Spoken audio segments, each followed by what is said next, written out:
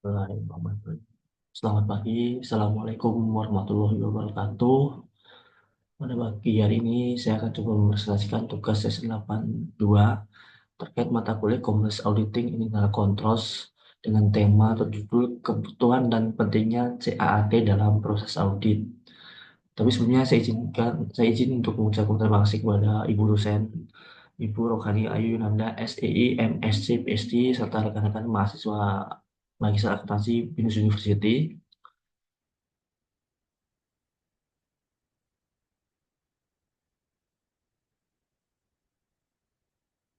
untuk di start ataupun saat ini sama halnya yang mungkin setelah sebelumnya saya akan coba menjelaskan menggunakan mungkin apa itu CAAT tapi mungkin dengan konteks narasi yang agak sebenarnya hampir sama karena mungkin dari pengertian CAT yaitu CAAT itu dengan kepanjangan Computer Aided Audit Techniques atau CAAT merupakan sebuah alat bantu berbasis komputer yang digunakan auditor untuk mengakses, menganalisis, mengevaluasi data elektronik Bapak Ibu. CAAT ini digunakan untuk memperoleh bukti audit secara efisien dan akurat karena menggunakan sebuah software teknologi Bapak Ibu. Mengapa auditor membutuhkan CAAT Bapak Ibu? Yang pertama itu karena data yang diolah sangat besar atau big data. Misal kita tarik data Excel yang row-nya itu ribuan atau bahkan mungkin jutaan atau lebih gitu lah. Yang kedua itu data disimpan secara elektronik di dalam sistem ERP, database atau code atau mungkin bisa juga kayak seperti SAP gitu lah. Yang ketiga efisiensi waktu dan tenaga dibandingkan audit manual. Karena kalau kita menggunakan manual mungkin waktunya butuh lebih lama. Yang keempat yaitu kemampuan mendeteksi pola anomali risiko tersembunyi lebih efisien Bapak Ibu. Yang kelima diperlukan untuk audit sistem informasi atau audit TI, teknologi informasi. Nah, jenis-jenis kebutuhan yang dipenuhi CAT Bapak Ibu. Yang pertama yaitu pemrosesan data skala besar, seperti halnya analisis jutaan transaksi dalam hitungan detik.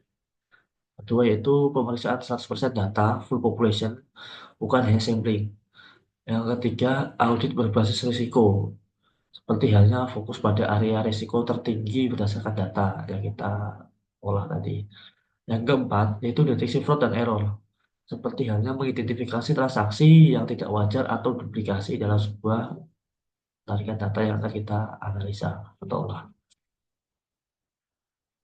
Di sini peran CAT dalam mendukung bukti audit, yaitu yang pertama membantu auditor menghasilkan bukti audit yang andal dan relevan. Yang kedua memungkinkan pengujian pengendalian internal secara otomatis. Yang ketiga meningkatkan kualitas dokumentasi dan transparansi audit. Yang keempat mempermudah jejak audit atau audit trail dalam sistem digital. Bapak dan Ibu, CAT dalam praktek audit yang pertama yaitu analisis tren penjualan untuk mendeteksi manipulasi pendapatan. Ini bisa kita pakai Bapak Ibu. Yang kedua pengujian duplikasi, misalnya invoice, baik ke invoice ke pelanggan maupun ke vendor untuk mendeteksi adanya fraud. Bisa juga ya, yaitu mematchkan sebuah transaksi antara pembelian dan pembayaran untuk melakukan rekonsiliasi yang tidak sesuai Bapak Ibu. Jadi kesimpulannya terkait dengan CAT Bapak Ibu, yang pertama yaitu CAT bukan sekedar alat bantu, tapi sudah menjadi kebutuhan penting dalam audit digital, apalagi di era yang sekarang Bapak Ibu ya. Yang kedua, CAT memperkuat kredibilitas bukti audit dengan kecepatan, akurasi, dan cakupan penuh. Yang ketiga, auditor perlu memahami dan menguasai CAT agar relevan dalam lingkungan audit modern. Artinya, kompetensi auditor perlu ditingkatkan dalam sebuah teknologi. Demikian Bapak Ibu yang bisa saya sampaikan, semoga bermanfaat dan kurang lebih saya mohon maaf. Itu yang saya sampaikan. Selamat pagi dan terima kasih.